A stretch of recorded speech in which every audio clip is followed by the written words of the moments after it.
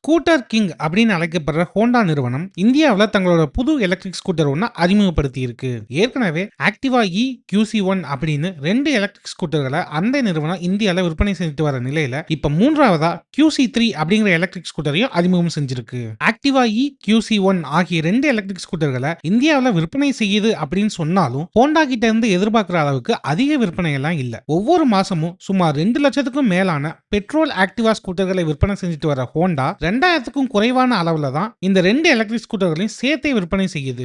அதனால இப்ப விற்பனையில இருக்க ஹோண்டாவோட 2 எலக்ட்ரிக் ஸ்கூட்டர்களுமே பெரிய தோல்வின்னு தான் நாம சொல்லணும். தொழில்நுட்ப ரீதியா ரெண்டுமே நல்ல எலக்ட்ரிக் ஸ்கூட்டர்கள் தான். ஆனா இந்திய சந்தைக்கு ஏற்ற ஸ்கூட்டர்களா அல்லது இந்திய வாடிக்கையாளர்கள் விரும்பும்படியான ஸ்கூட்டர்களா அப்படின்னு கேட்டா கண்டிப்பா கிடையாதுன்னு தான் சொல்லணும். QC1 எலக்ட்ரிக் ஸ்கூட்டரை 90,000 ரூபாய் அப்படிங்கிற எக்ஸ்ஷோரூம் விலையில போன வருஷம் ஹோண்டா இந்தியால வெளியிட்டுச்சு. ஆனா இதுல 1.5 கிலோவாட் ஹவர் பேட்டரி பேக்கை தான் அந்த நிறுவனம் கொடுத்திருந்துச்சு. இதோட உண்மையான ரேஞ்ச் எவ்வளவு தெரியுமா? வெறும் 60 கிலோமீட்டர் தான். அதோட அதிகபட்ச வேகமும் மணிக்கு 50 கிலோமீட்டர் தான். 1,00,000 ரூபாய்க்கு இதை விட அதிக ரேஞ்ச் அப்புறம் அதிக வேகத்துல பயணம் செய்ய முடிகிற எலக்ட்ரிக் ஸ்கூட்டரை நான் வாங்க முடிகிற போது ஹோண்டாவோட இந்த ஸ்கூட்டரை நான் ஏன் வாங்கணும் அப்படிங்கறத வாடிக்கையாளர்களோட கேள்வியா இருந்துச்சு. இதோட ஆக்டிவா இ எலக்ட்ரிக் ஸ்கூட்டரையும் 1,17,000 ரூபாய் அப்படிங்கிற தொடக்க எக்ஸ்ஷோரூம் விலையில ஹோண்டா வெளியிட்டுச்சு. இதோட ஐடிசி ரேஞ்ச் 102 கிலோமீட்டர் தான். இந்த ஸ்கூட்டர்லயும் உண்மையான ரேஞ்ச் 80 கிலோமீட்டர் வரை மட்டும்தான். இதோட டாப் எண்ட் வேரியண்டோட விலை எவ்வளவு தெரியுமா? 1,52,000 ரூபாய். இந்த விலைக்கும் 102 கிலோமீட்டர் தான் ITC range.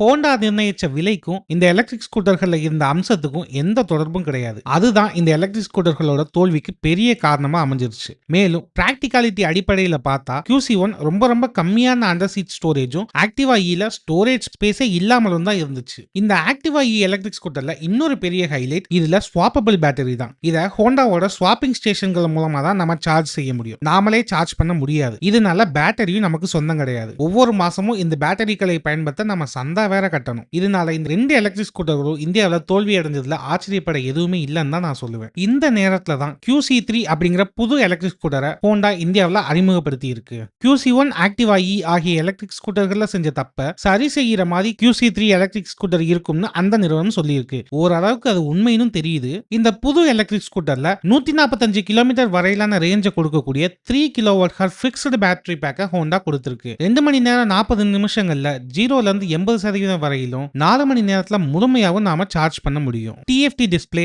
Road Singh Duo connectivity, turn by turn navigation உள்ளிட்ட பிரீமியமான வசதிகள் எல்லாம் இந்த QC3 எலக்ட்ரிக் ஸ்கூட்டர்லயும் இருக்கும்னு ஹோண்டா சொல்லியிருக்கு. முக்கியமா 32 லிட்டர் அண்டர் சீட் ஸ்டோரேஜ் இந்த புது எலக்ட்ரிக் ஸ்கூட்டர்ல இருக்கு. இப்போதைக்கு இந்த QC3 எலக்ட்ரிக் ஸ்கூட்டர் தொடர்பாக ஹோண்டா பகிர்ந்திருக்கிற தகவல்கள் இதுதான். இதுலயே ஓரளவுக்கு தேவையான மாற்றங்கள் செய்யப்பட்டு இருக்கிறத நாம பார்க்க முடியுது.